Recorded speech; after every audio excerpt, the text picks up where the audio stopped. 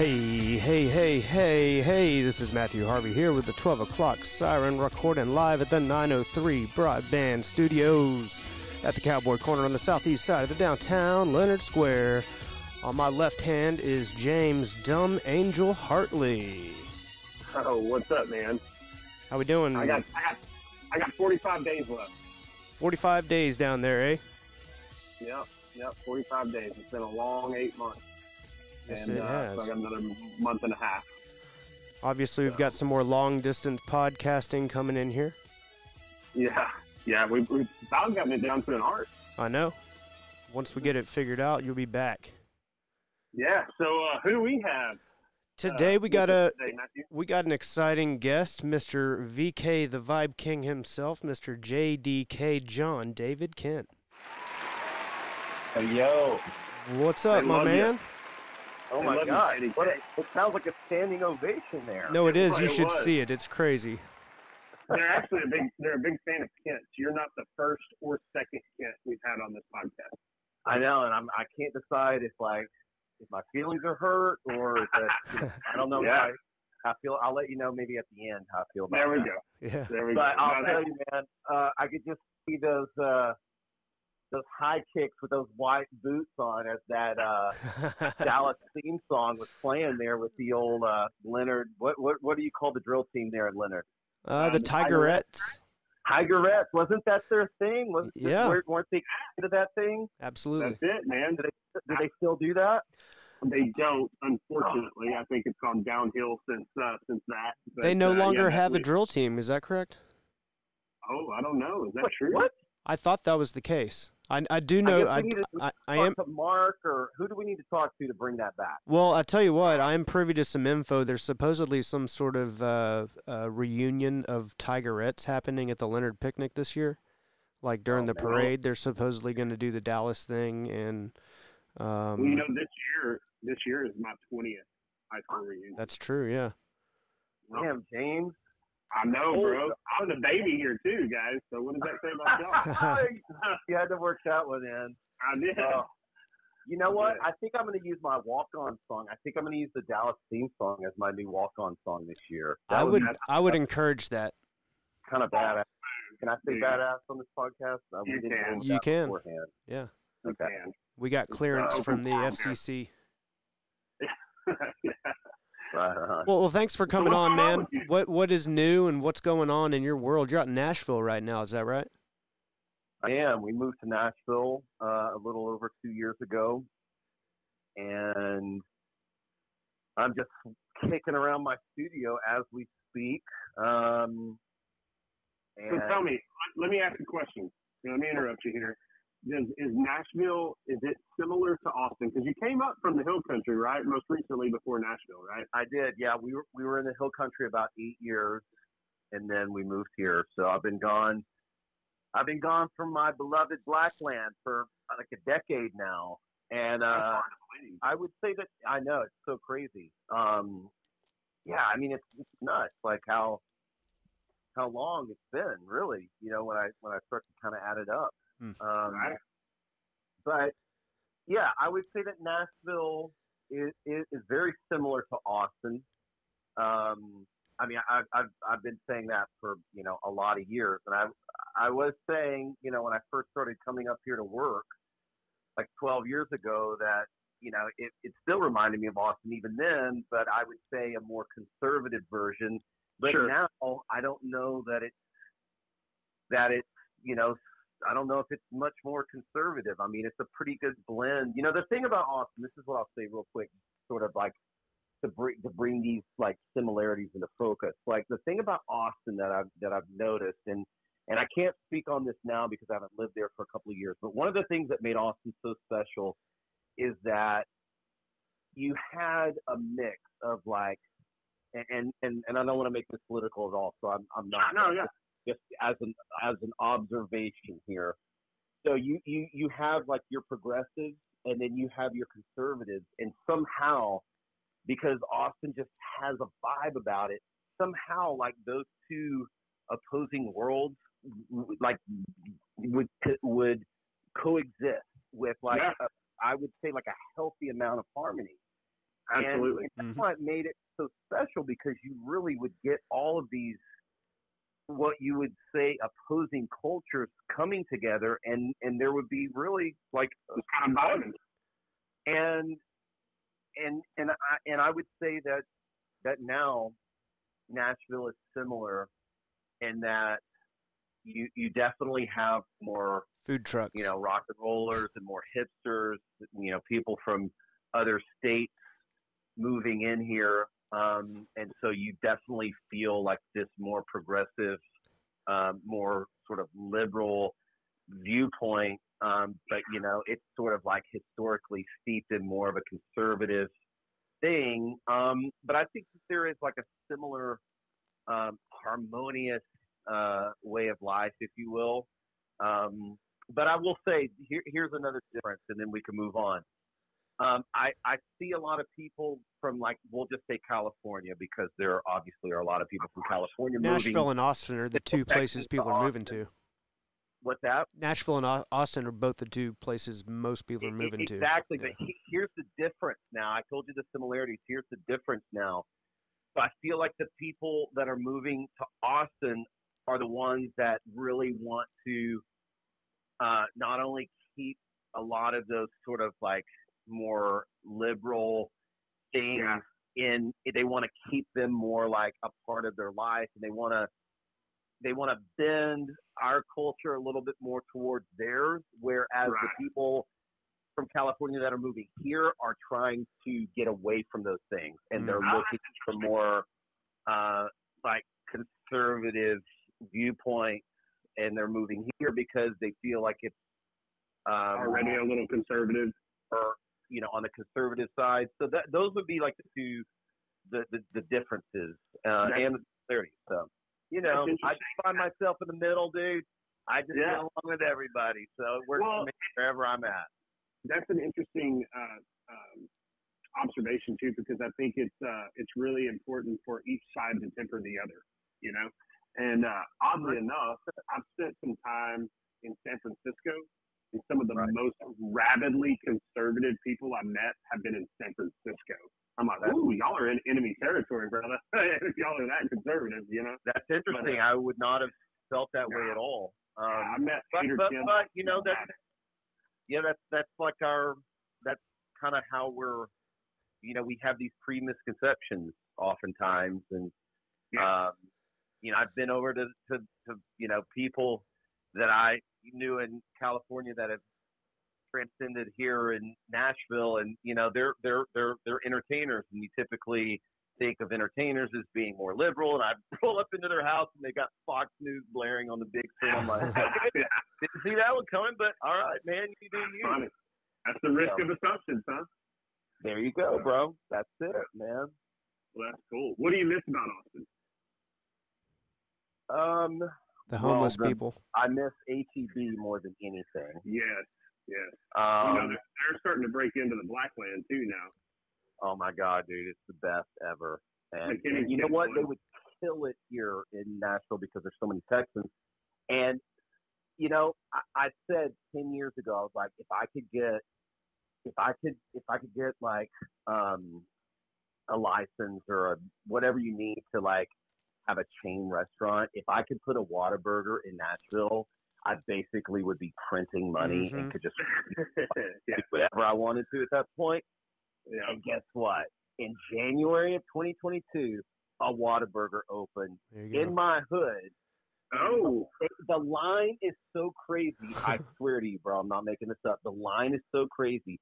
They have traffic policemen directing traffic at Whataburger, bro. They have. I miss HEB. I miss Tex-Mex very, very much. And I mean, dude, I love the Hill Country, and I love Northeast Texas. Those are my homes, and so I just miss how I feel when I'm there. Absolutely, I can respect that. What's really hot here, so don't miss it too much. It's probably a little cooler up where you are. It's a little bit, but I'll take the heat over these damn snowstorms that we had all year long, bro. I'm not. I thought I wanted like seasons. I'm gonna move. I'm going to move to Tennessee and we'll get like a proper fall and a proper winter and, you know, all this. And I'm like, no, I'm a desert dweller, man. Yeah. I'll get my fill of winter 1 week a year when I go skiing in Colorado. Other than that, just plop me in the desert. Move somewhere that skips the crappy seasons. Yeah, dude, I don't need the ice and snow. You know, nope. 5 times a winter season. I really don't. No good. Yeah, no doubt. But you'll be feeling that heat tomorrow, won't you? I will. I will, man. I'm going to be southbound from about 10 a.m. tomorrow. Cool. Where are you headed? I'm headed to my beloved Northeast Texas and my beloved Hill Country. I'm doing 2 shows in McKinney and 1 show in Spicewood, which is where we moved to when we left Celeste. Cool. Yeah, I'm familiar with Spicewood. That's cool. It's just west of Austin, right? Yep, southwest of Austin. That's it. Yep. Where are you playing at in Spicewood? It's called Front Yard Brewing, and it is a new spot that apparently is like the bee's knees right now. They got pickleball courts and it's, you know, just slamming on the weekend. And, you know, still have lots of friends there, and one of my good buddies lives right there, knows the owner, and, you know, connected some dots and wanted to bring me in. And so I knew I was already coming in I've got a Hank show and also playing Texas Music Revolution Festival this weekend. And I was like, you know, I'm going to be in Texas. Let me pop down to the Hill Country and play some tunes and see some folks. That's what we're going to do.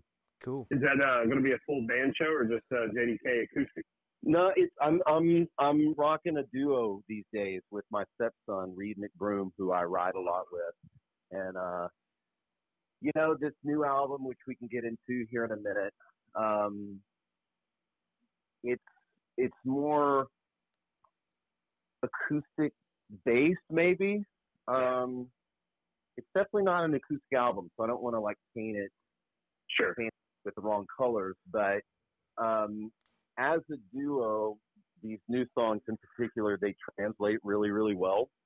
But also, we've spent a lot of time working out parts and arrangements so that 2 people make it sound much, much fuller than it, you know, than what it appears on stage. And that's one of the things that I've been hearing recently as we're starting to play out now. That's sort of one of the common feedback loops that I hear is that, you know, it's like, wow, it sounds much fuller than 2 people. And that's obviously something that we're being very intentional about and working towards. So that, you know, feels good to hear that back. You know, I'm having a ball playing music, and, you know, I'm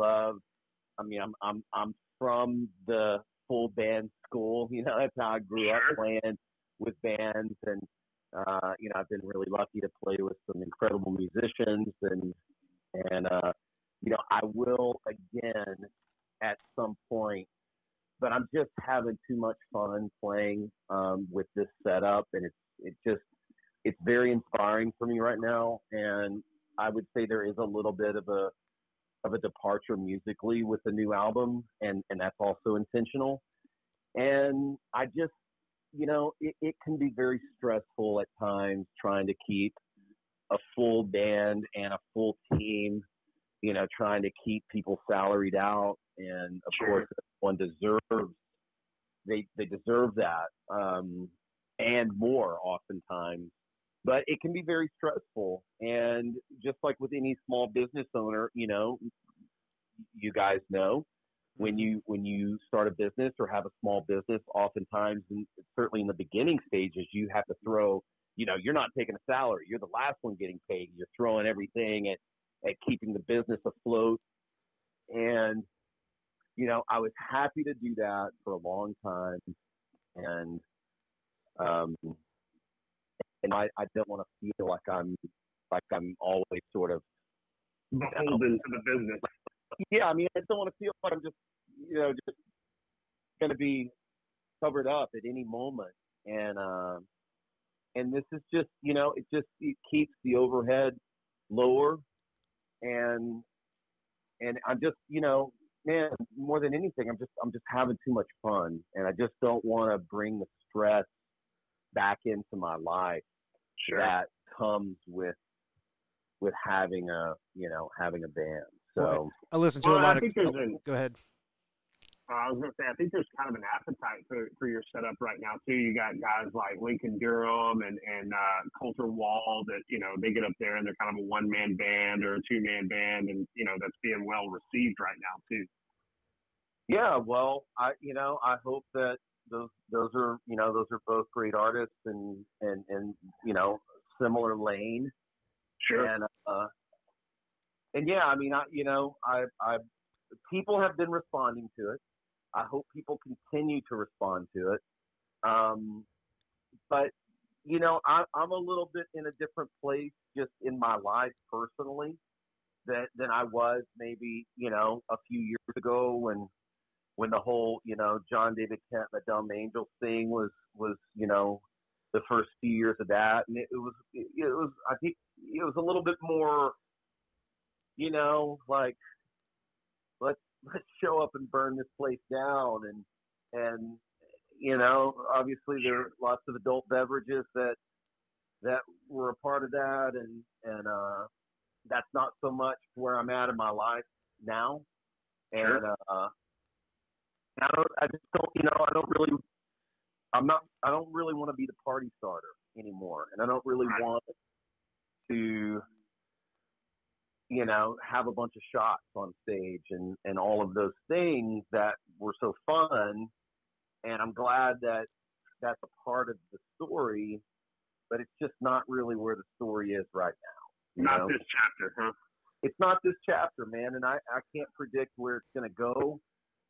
All I can say is that I'm extremely happy right now, and I'm going to keep chasing the inspiration. And I haven't really been in that place at other times in my life where I've just had to survive, or I've made decisions out of desperation, or I've done things more predictable because I felt like that's what I was supposed to do, or that's what people expected. And, I'm not trying to swim upstream. I'm not trying to rock the boat. I'm not trying to do any of those things. I'm just trying to kick the inspiration. And right now that this is where it's led me. And so I want to lean into that with all the energy that I have, Yeah, for sure. Art reflects life, right? What's that? Art reflects life. It does, man. It really does. And I think that it definitely should, if you're conscious and you're observant, and you're trusting and also obedient to it. You know what I mean? Yeah, no doubt. Well, so we talked a little bit about. I kind of like to get into this new album. You talked a little bit about it, but just as a, at one time I had aspirations of being a musician. I didn't have it, but one thing I'm fascinated with is the writing process, like the creative process behind it. Great and question. What does that look like for you? I know it's different for a lot of people, right? And what does that look like for you when you're taking that inspiration? How does that play out in the songwriting and album engineering part? Well, a lot of times for me, the songs that I usually have to like a song before I finish it. So it's safe to say if you've heard a finished song of mine, there's a good chance that I liked it enough to finish it. Now, there are some that were written for a specific reason, and there's no emotional attachment to it. Sure. And that's a different kind of creative process. But for me, the ones that I typically that find themselves on an album, a lot of times they start with kind of a like stream of consciousness. Like I'll be playing guitar or I'll be playing piano, and I'll fall into some sort of cool riff or lick or maybe a chord progression. And I'm like, and it's just, it's like subconscious or it is, or it's conscious. I don't really know. Maybe it's both. Maybe it's one or the other at different times. But it will, it will get my attention enough to where I like kind of loop it, right? Sure. I'll keep kind of playing it, and then maybe I'll start singing over it, and then if I find a melody that I like, oftentimes the words or a big chunk of the verse or a chorus or something, whatever that section is that I'm looping, a lot of times those will come at the same time. And then I'll be like, oh, okay, that's cool. I guess that's what this song is about. So oftentimes that's how it will work. However, funny you say that. Like when there's an old Pony League song. I think it's called "Looks Good on You." Oh yeah, looks good on me. Looks good on me. That riff, dude, is killer. I've ripped it off a couple of times, just riding around. It's a great riff, and that's funny because that, like, the first time I heard that, I think it was Ryan Madewell playing it on guitar at his house in Celeste. And I was like, "What is that?" And he was like, "Man, it's a Looks Good on Me, Pony League." And I was like, "That riff is that's killer." That's cool. I appreciate that, man. It's funny you should reference Pony League because I was just playing through some Pony League songs this morning. No shit, because I was like a couple of songs away from putting the set list together for the Hank show and the show in Spicewood, because those are a longer set, and I haven't done a headlining set in a couple of years or more. And so I'm like, okay, what do I want to do from this record? What do I want to do from that record?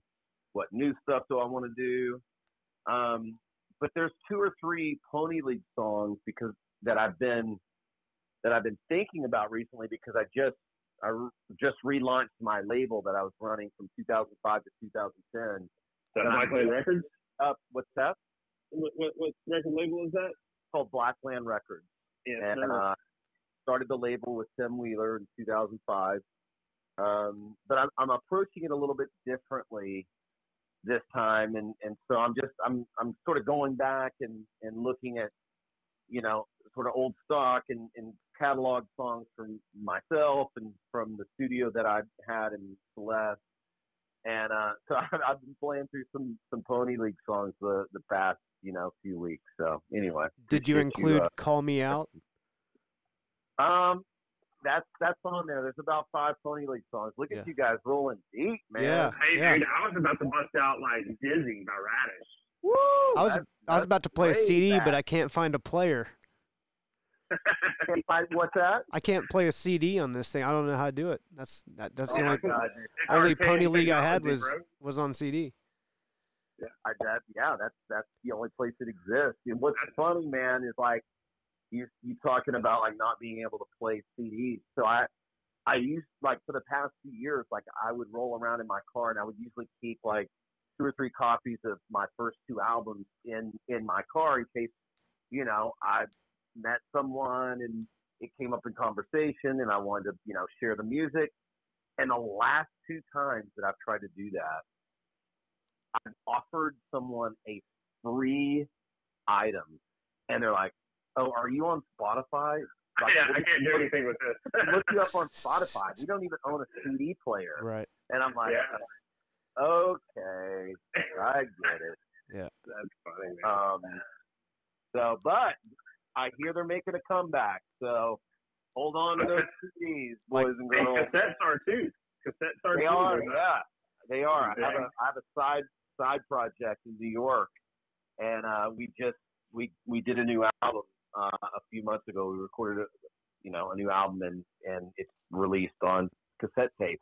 But it makes sense because that music in particular, it's kind of throwback to, like, I don't know, late 80s, 90s, like rock and roll, like proper rock and roll. And we just did a tour last month opening for this band Killing Joke, and their fans are like in their, I don't know, like late 50s, early 60s now.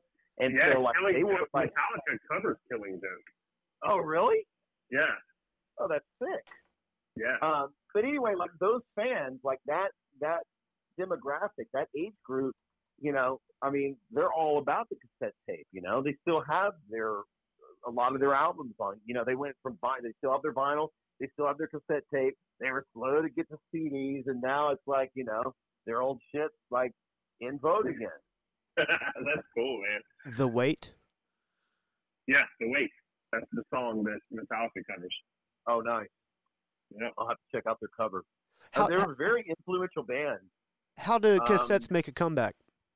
Is it just that? how do Cassettes make a comeback? Is it the listeners are just in that age group where they still have them, or are they actually like younger people buying them? Well, I think for that, it's like,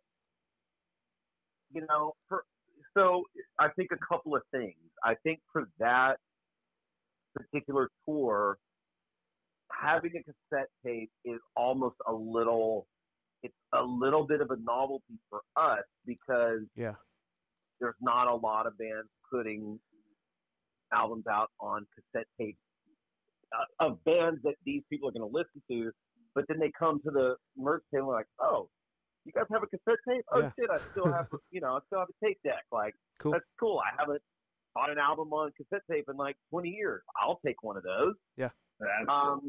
So that's like one version of it. But then I think another version is when you started to see these, like you started to kind of start seeing cassette tapes again. It's just hipsters being into something nostalgic. It's kind of like why I ride a penny farthing to work. What is that? What?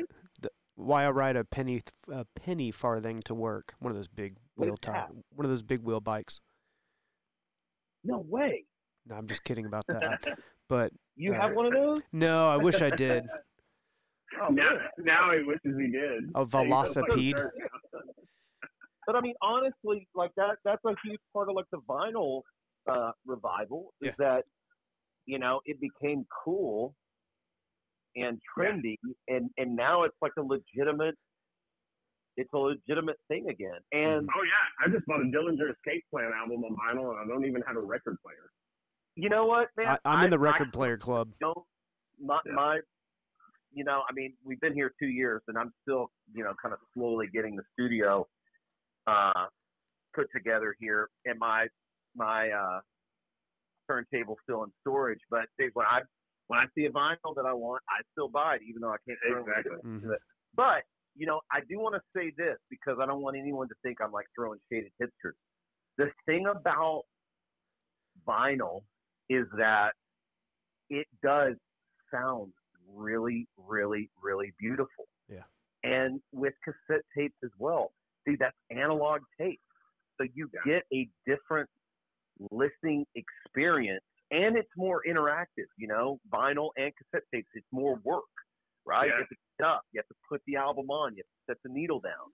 With the cassette tapes, fast forward and rewind. And it's just like more interactive, so it's more fun. Do you see a trend on like the engineering side of going back analog and like less Pro Tools and stuff to like, hey, let's do this old school? Absolutely not. Really? I think it's just too easy now, huh? It's still very expensive to buy analog tape to record on. Right. Keeping the machines up and going is expensive. And all you need now is a laptop and a $300 program. And musicians, dude, they're not good enough to play. And I am throwing shade at that. And I mean, I intentionally set my studio up where you have to be able to play and you have to be able to sing. I mean, we're going to use technology to our advantage. But the thing is, this is what people don't realize. Like, if you take a great singer and you like sprinkle the fairy dust on it that like technology allows us to use, right, it is just going to make this incredible vocal performance sound even more incredible. But if you take someone who can't really sing and you use those same tools, you're just bringing it up. You're just creating like a mediocre product at best. But somehow that is like the message that we're sending. I saw some bullshit ad the other day, like, I don't know who it was, and I don't want to say a name in case it wasn't them, but some somebody pushing some like plug-in, and they were like, now you just fix it in the box. And I'm like, that is the worst message that we could possibly be sending to like aspiring artists and musicians. Like, learn your craft, learn how to play. It's like, you know, that's like basically saying like, because you can win an NBA championship on PS4 or 5 or whatever's out there now, you can go, you somehow that makes you like as bona fide as LeBron James. Right. And it, obviously, you know, we all know that that doesn't. It doesn't translate. No, but and maybe I'm stretching that, you know, analogy a little bit, but it's kind of the same. You know, if you can't sing or play and you use all these things to sort of like fix it in the box, you put out a product and all of a sudden you're flooding the market and you're oversaturating the market with people who have dedicated their lives to their craft, you know. Those are things that I'm very like I am very outspoken about. Because people, if they're going to do it, they need to be able to play in time and they need to be able to sing, you know? Yeah, it's interesting, man. I went and saw Randy Rogers the other day on Padre, and he had a couple dudes open for him that I'd never heard of, right? Like Matt Castillos was the he's from like Brownsville or somewhere down here, and his guitar player was one of the most amazing guitar players that I've ever seen. I'm like, man, there's just this artist that's playing for this up and coming guy, you know, and he's from nowhere, Texas. And it makes you think, like, how many of those people are out there versus the manufactured crap we're hearing, you know? I do, man. And I'll say, just to sort of bring it back full circle with regards to the difference between Austin and Nashville, and man, my fellow Texans are going to hate me for saying this, but it's true. The level of talent in this city is unbelievable. It's unbelievable. I've never experienced this anywhere else in my life. Wow. There's a local dive bar in my neighborhood called Fat Bites. It was actually one of the locations that Guy Fieri from Diners, Drive-Ins, and Dives visited when he did his Nashville episode. And there was a guy by the name of Timbo in there, Sunday brunch, you know, for 2 or 3 hours on Sunday. And by the time I was in there, there may have been maybe 10 other people in the restaurant bar. And this dude is laying it down so hard. It's that way all over town. And that's one of the things that's just so incredible is because the level of talent is so high, it really makes you the best version of yourself, because otherwise you won't have a gig, you know? Right. So it's kind of iron sharpens iron a little bit. And it's really, really, it's a really incredible thing. It's a very inspiring thing, you know, it really is, to be around that level of talent every day. Yeah, no doubt, man. And I can see, like, you know, Stephen King says something, you know, I'm an aspiring novelist, and I was reading his book on writing, and he talks about how, like, amateurs only write when they're inspired, but professionals chase it, you know, and they do it every day regardless. So I can imagine being in a place like that. Not only are you forcing yourself to learn and hone your craft, but also that inspiration is always right around the corner because there's so much talent. Yeah, it is. You know, and I will say one other thing too is, you know, there's been, when I first started coming, you know, there's definitely like this, you know, sort of fear of the unknown. Like, you know, what's it going to be like to go into a room with a stranger and you're supposed to come out with a song like 4 hours later, you know, like there's a real sort of vulnerable approach to songwriting when you're co-writing with a stranger, and maybe not a stranger, maybe it's someone you know. There's still like, you're sort of putting yourself out there, and you're risking your ego for sure. Level of, yeah, I mean, someone's gonna step on your ego. Someone's gonna, you know, you're gonna definitely, someone is gonna be like, oh no, that's not a great idea. You just have to kind of, and there have been times in my, you know, creative adult life, if you will, where, you know, I will be like on a hot streak and I'll write and I'll feel very creative and you know, I'll write a bunch of tunes like in one sort of, you know, few months. And then like I'll go for a while and not write anything. And then I'll start to kind of notice that. And then I'll like, whether I'm in like a writer's block or not, I will have convinced myself that I am, and I will work myself. I'll back myself into that writer's block corner. But what's interesting is, and this is really, James, to your point about you know, professionals sort of writing every day and kind of pushing through that. You know, now that I've done it enough for, you know, so many years, I'll be in a room with someone who's written, you know, a hit song, and man, I'll be towing the line. They're not given anything. And, you know, when the role would be reversed, when I first started doing this, if I didn't have anything to offer, God, I would feel crushed, and I'd be like, oh my God, they're going to think that like I'm no good, and maybe I'm not any good, and, you know, maybe I'm in a writer's block, maybe I'll never write another song again. And then you just like, man, you just completely defeated yourself. Right. But these men and women, and I'd like to think maybe I'm a part of this group now, is you know, like you're just not going to be on every day, and that it's a real give and take thing where, you know, somebody might be carrying the weight one day, and then maybe you're carrying it the next, and right. You don't really get all hung up on oh my God, like, am I good enough to be here? Am I ever going to write another song again? It's like, well, of course.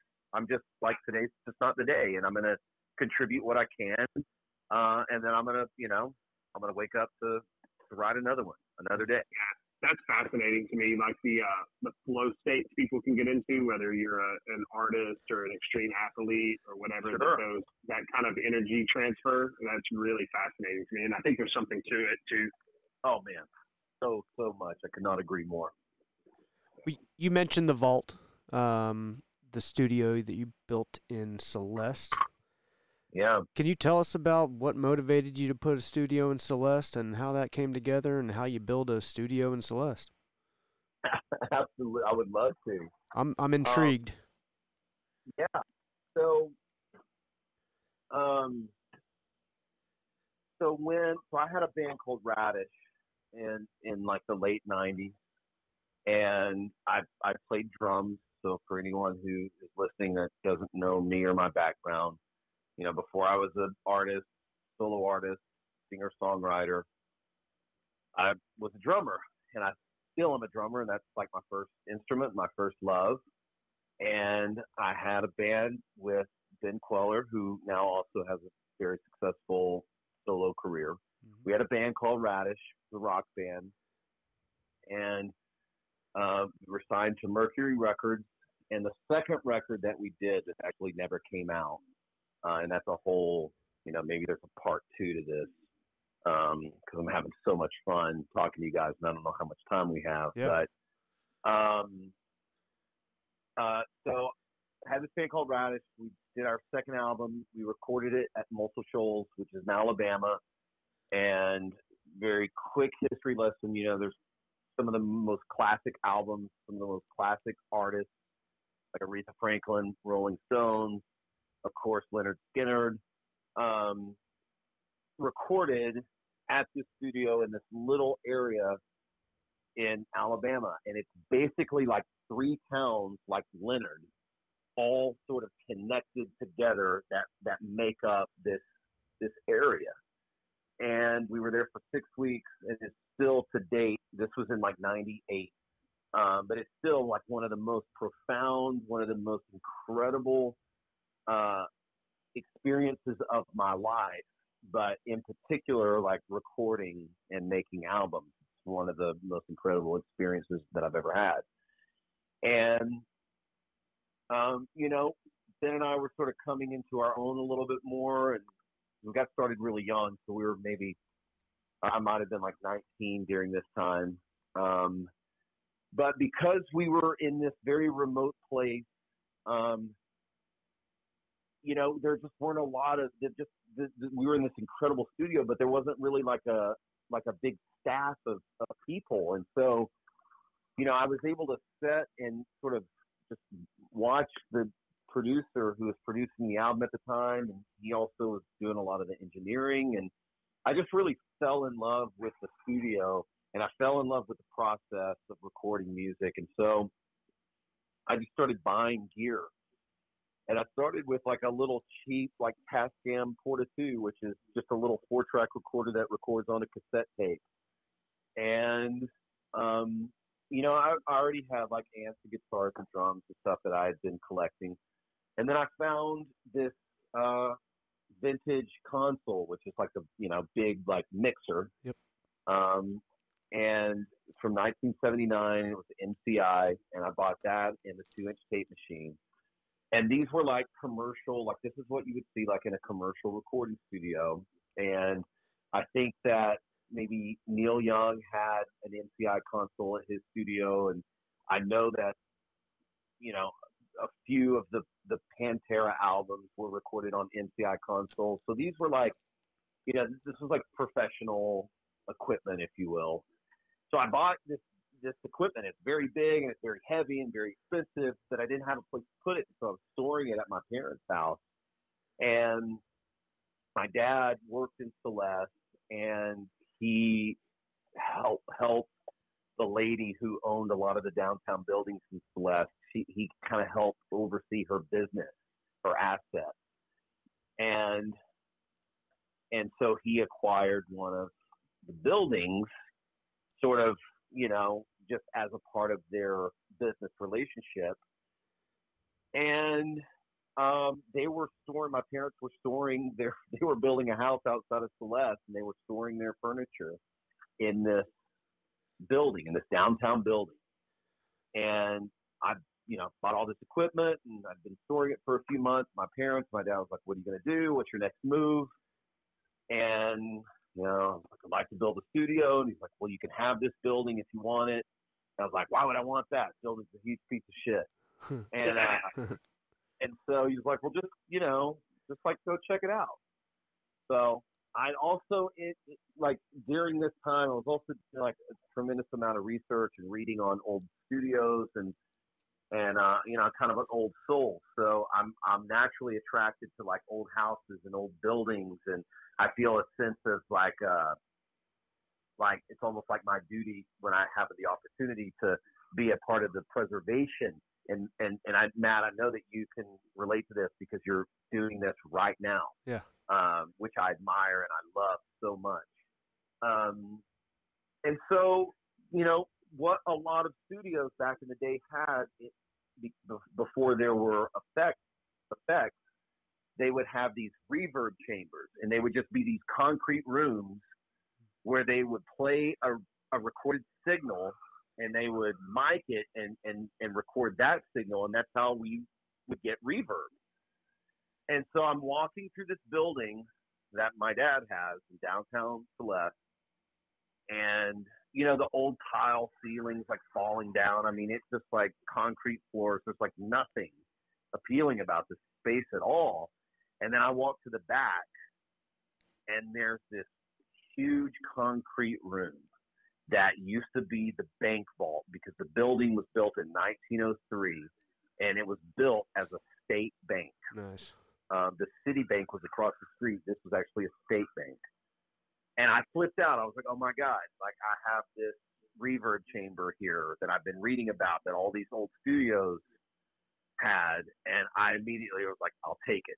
And so, my dad sort of as a side hustle built rent houses. So he was doing a lot of like, contracting in the construction industry, if you will, and that sounds way too official. It really wasn't that official, but he had like dabbling. All of these connections since he was like right in the thick of building his own house and these rent houses. And so we drew up some plans, and we went to work, man, and we we built this incredible studio. It's still one of the most sacred places that I've ever been a part of, and I love it and I miss it, and that's kind of how it came together. Do you guys still own it?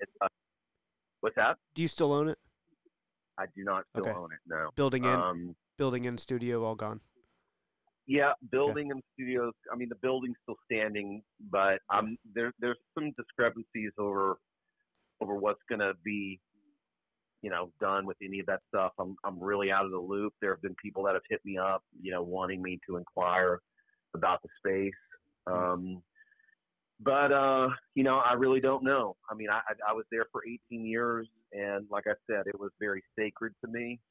And hey, man, that's my only studio experience. Well, I appreciate that, man. I remember you guys being there very well. We had a great time. We made some cool music. And, I was lucky that I was able to acquire another building after I'd been in the bank building for a few years, and we converted another building into like an industrial loft apartment. This was when I started the record label, so we could have bands stay there, and I had water and sewage hookups put on the outside of the building so buses could roll in there and they could hook up and bands could get off the bus, for a day or two. And we purposely didn't put any windows in there, so it was kind of like a cave. So yeah, it was just very, very special. And there were some things that were happening with a couple of the city employees that did not make the departure pleasant. And I won't name names, but I certainly don't have a hard time saying that, because I think they're doing more harm than good there. And that's what happens a lot of times when you get these people in these small towns with a little bit of power. They just pervert the power. Oh, boy. We know that. Yeah, and so it's really disgusting. And you just kind of have to fight through it a little bit. It was easier for me to walk away because I had it after a couple of years after I'd already moved, but I was moved at this point, and then there was a sewage backup that had to do with another business across the street because of the way the old sewer lines are tied together, and so it really was not great in terms of how it was like the final chapter, if you will, but that's the way it goes sometimes, man. That's life. And I look back with very fond memories. I feel like it was a gift from someone in with more power than me. Is that the end of Blackland Records, or does it live on in Nashville? No, Kim and I had Blackland from 2005 to 2010, and I just felt like a couple of months ago when I was sort of thinking about how I wanted to release my music, and then I was, these other artists were coming into my life and needing a home for their music, and it felt time to relaunch that brand, and it's a brand that I'm very, very proud of. The name is obviously very sentimental, because it's very. It's the Blackland. Yeah. Can I give you a new possible name for you, or a conglomerate anyway? What's that? Blackland Bluegrass. There you go. Boom. I like that. That's so cool. I know we're getting kind of close to your time here. I before you go, I would like to hear some of your highlights of your. You've been in the music industry for a long time, and as you look back. You're definitely looking forward and you're doing your thing, and that's awesome. But as you look back, what are some of the highlights that people like Matthew and I would be like, yeah, that's cool? When you think of some of your high points in the music industry. Can I throw the Weird Al show out there? Yeah, that's in my show notes, and I just watched the video, so I need to know about that experience. Well, yeah, it was really cool, and that's on. It's on. I don't know if it still is, but a few months ago, that show was on one of the streaming services. So it was a trip for and I didn't even know. Wow. That's crazy. It found. How cool is that? Because the music that we played in the late 90s is all the rage right now. And so Radish is like, I mean, not that we're ever going to do anything with it again, but like right now is like, you know, would be the time to have some kind of reunion, because the music is just like, it, you know, like 90s grunge is like really in right now. That's crazy. So when my kids had their friends over, I came home one night and they're like watching this Weird Al thing in our living room that they, you know, streaming, which was a trip. And so that was just one of those really like odd things. I didn't even know that it was like a full show. I thought there were only like 2 episodes that were recorded, but I guess there were maybe like 9 or 11. I don't know. Wow. And that was just like one of those like things. We were on a major label. We had a ton of buzz, and that's like one of the things that you do. You know, you do like cool, weird shit like that. And so that was like you know, he was such a sweet, very shy, but very sweet, very professional guy. You know, and we did the late night stuff during that time, you know, filling in a couple of times in Letterman. Yep. So those are obviously highlights. We were one of the headliners at Reading Fest the year that Metallica headlined, which I think was like 97, and we're talking somewhere between like 60 and 80,000 people. That's obviously, you know, a big thing. And then I think what's that? So that's some pucker factor right there, huh? Yeah, I mean, you know, it was very cool. And then, you know, I think for me, you know, a highlight in and of itself is being able to step out from behind the drums and write songs and front a band and play guitar and piano. I love to sing, and I get up every morning and the first thing I do is light some Palo Santo and play the piano, and that's how I get my day going. And so I love doing that. The fact that I'm able to still do music, and the fact that I'm able to, you know, sing a little bit and play, that's the highlight in and of itself. But I've had some, you know, incredible things as a solo artist now. You know, being a headliner at this country festival in France was a big deal with the band The Mavericks, and opening up for Merle Haggard, that was a big one. Wow, and, cool. And then, you know, recently, this side project that I have, it's based out of New York. So all the musicians, except for myself, live in New York. And I play bass and I front that band. And we recorded our new album, which is the third. The band used to be called War Toad.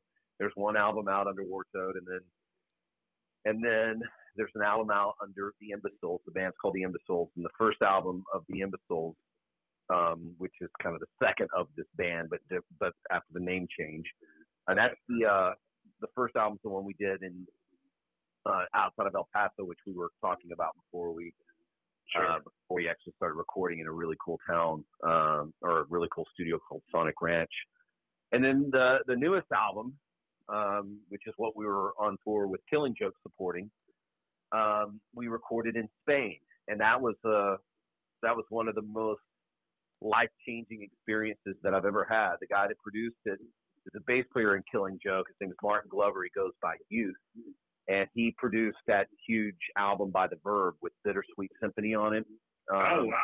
I think maybe he even has a Grammy for that. I can't remember. I know he has a Grammy for something, if not more than one. But anyway, that was just he owns a studio in South Spain, and we were there for a month, and you know, it was just incredible. It was honestly life changing. Yeah, man. Drink some good wine, eat some good food, record some music. Yeah, I mean, it was terrible. I mean, it's so much. It was so incredibly life changing that I'm looking at property in this valley in Andalusia, because that's where I want to live half of my year. That's awesome, man. And then I would say, you know, the maybe the most recent highlight is recording, you know, the experience of recording my new album. I did it in Brooklyn. I recorded in Brooklyn, and Nora Jones Band is the band on the album. They're the studio band. Cool. And my producer, Ben Rice, who is a very, very dear friend. North Texas own Nora Jones? What's that? Texas exactly. own, right? That's right. That's right. And so, the guy who plays bass for Nora, who played bass on my album, is a very dear friend of mine. He was actually the last bass player in Radish. His name is Josh Latanzi. And over the last couple of years, we've reconnected in a really beautiful way. And then just my time with Ben Rice, who produced it, over the last 4 or 5 years, getting really close with him and all of these experiences that we've shared on the road and in the studio. And he's an incredible producer and really, really happy with the new album. And so that, for me, is a highlight, being able to make another album, being able to put out some new music. I'm not even going to say how long it's been since my last album came out, because it's almost embarrassing when I put, I do the math.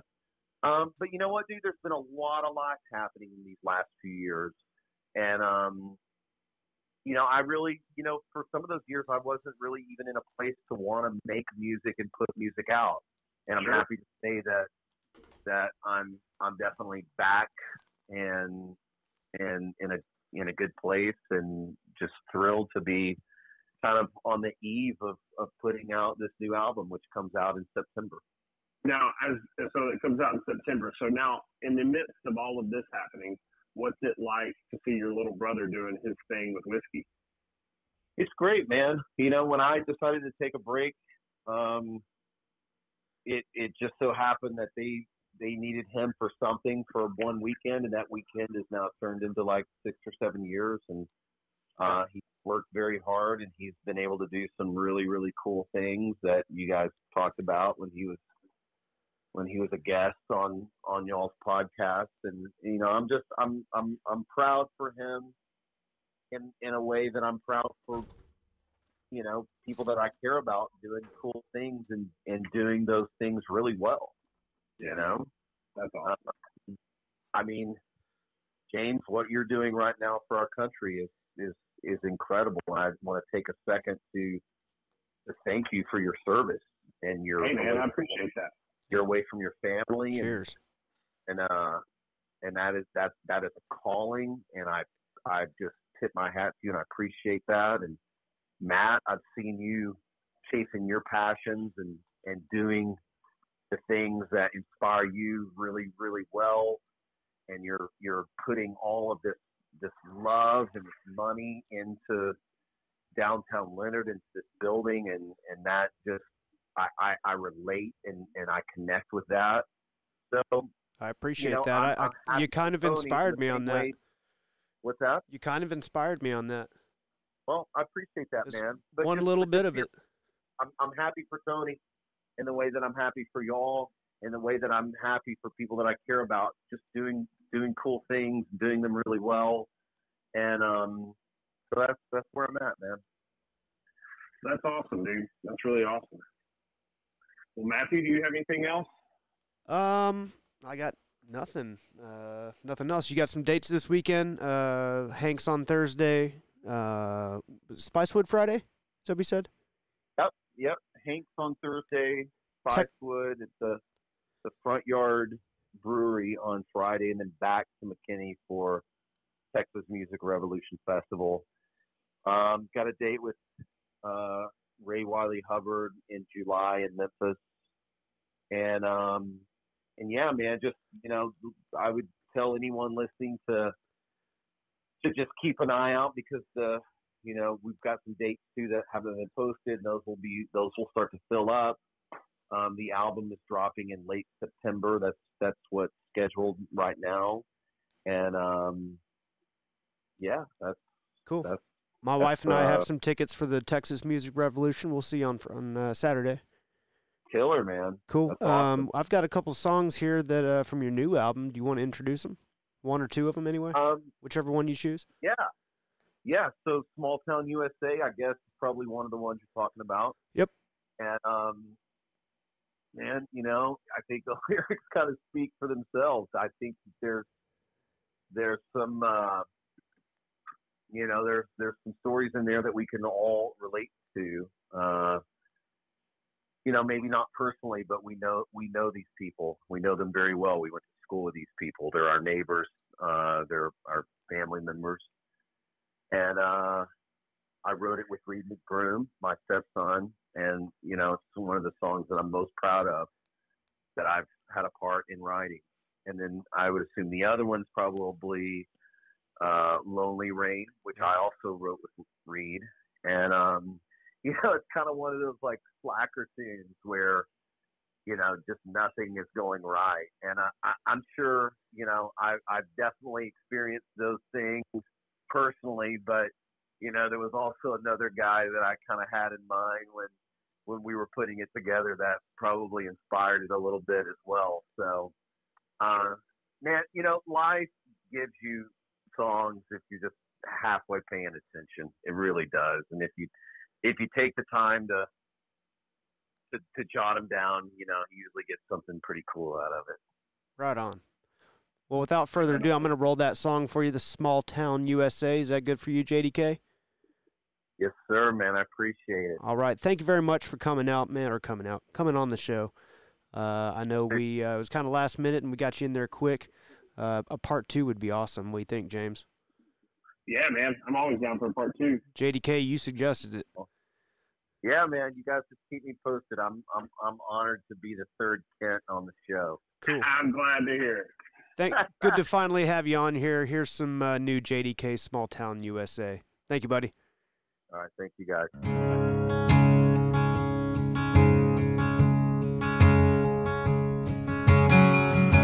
17, homecoming queen. 5 years later she'll be serving drinks. 2 kids weren't quite the plan when she was turning 22, wishing she could start over new. In this town you do as you're taught. Is it right or is it wrong to hate what you're not? The old ones die, the young ones try and get away. The rest are living here every day in small town USA.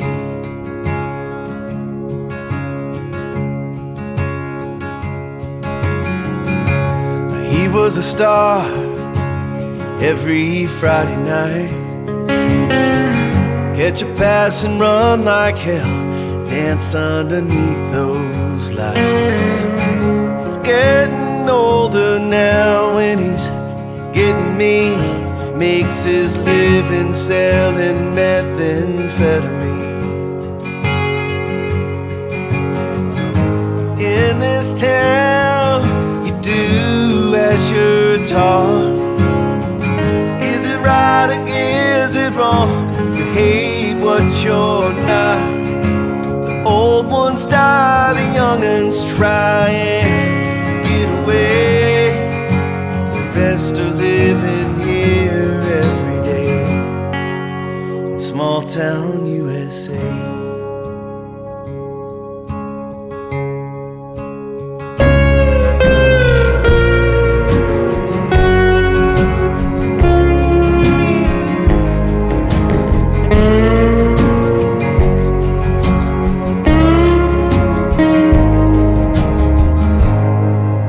Grandpa died, everybody cried, even the preacher came. We all knew that he made moonshine, but we didn't have the heart to say. Around here you don't go talking bad about your kin.